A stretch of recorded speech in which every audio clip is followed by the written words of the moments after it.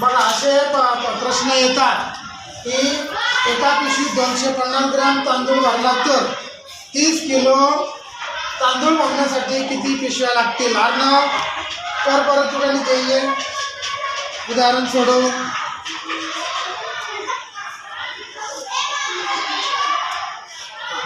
पहिलं 30 किलोचं काय करायचं? पहिलं ग्रॅम करून घ्यायचं ना. किती होणार आहे 30 किलोचं ग्रॅम?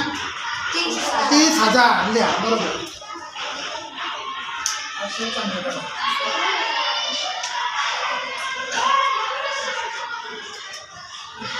आता 250 भाग दे पहिलं 300ला.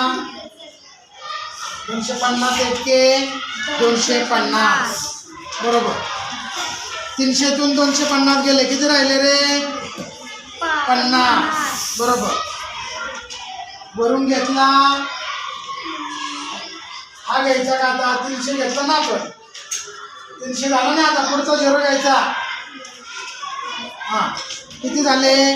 500. 250 एके 250 दुने 500 असं बोलायचं ना. बोलून सांग.